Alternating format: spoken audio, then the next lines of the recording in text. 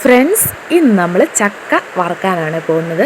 ഒരു ദിവസം നേരം വെളുത്തെഴുന്നിട്ട് പ്ലാൻ ചെയ്തു ഇന്ന് ചക്ക വറുത്ത് കളയാന്ന്. മഴക്കാലം തുടങ്ങിയില്ലേ, അപ്പോൾ പിന്നെ ചക്കയിലൊക്കെ വെള്ളം കുടിച്ചിട്ട് പിന്നെ വറക്കുമ്പോൾ കുഴഞ്ഞു പോകും കേട്ടോ. അപ്പോൾ നേരത്തെ തന്നെ നമുക്ക് ആവശ്യത്തിനുള്ള ചക്ക വറുത്തെടുക്കാമെന്ന് വിചാരിച്ചു. അങ്ങനെ 2-3 പ്ലാവ് സെലക്ട് ചെയ്തിട്ട്,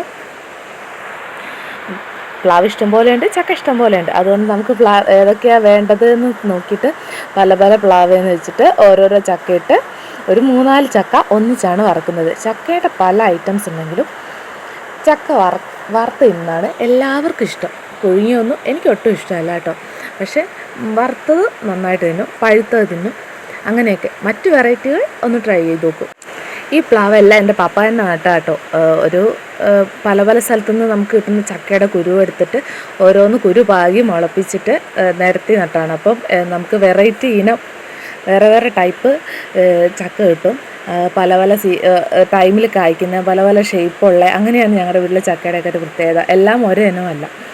പക്ഷേ റബ്ബറിനൊരു കാറ്റ് വന്ന് വീഴാതിരിക്കാൻ വേണ്ടിയിട്ട് റബ്ബറിൻ്റെ വരമ്പത്തൂടെയാണ് നട്ടത്.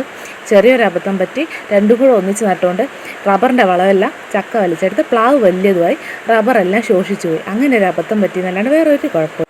ചക്ക വറുക്കുകയെന്ന് വെച്ചാൽ വളരെ ഈസി ആയിട്ടുള്ള കാര്യമാണ്. ഒരു 2-3 ആളുകൾ അധികം ഉണ്ടെങ്കിൽ ഒന്നുകൂടെ ഈസിയാവും കാര്യങ്ങൾ.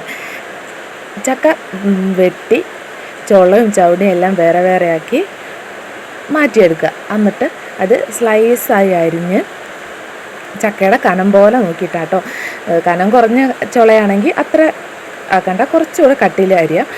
നല്ല കട്ടിയുള്ള ചക്കച്ചുളയായിരുന്നു ഇതല്ല. അതുകൊണ്ട് നല്ല സ്ലൈസായിട്ട് അരിഞ്ഞിട്ട് നമ്മൾ വെളിച്ചെണ്ണയിലോ അല്ലെങ്കിൽ ഓയിലിലോ വറുത്തെടുക്കാം കേട്ടോ. ഓയിലിൽ വറുത്താൽ കുറച്ച് കാലം കൂടെ അത് വെച്ചുകൊണ്ടിരിക്കാൻ പറ്റും. ഞങ്ങളുടെ വീട്ടിലൊക്കെ ചൂടപ്പം പോലെ തീർന്നു പോകുന്നതുകൊണ്ട് വെളിച്ചെണ്ണയിൽ തന്നെ കേട്ടോ എളുപ്പത്തിൽ വറുത്തെടുക്കുന്നത്. അപ്പം ഇങ്ങനെ കനം കുറച്ച് കഴിഞ്ഞാൽ അത് പൊള്ളി നല്ല വീർത്ത് കിട്ടാനും നല്ലതാണ്. മറ്റ് കല്ലിച്ച് പോവും, ഒരു കല്ല് പോലെ കടിക്കാനൊക്കെ ബുദ്ധിമുട്ടായിട്ട്. ഇതങ്ങനെയൊന്നുമില്ല.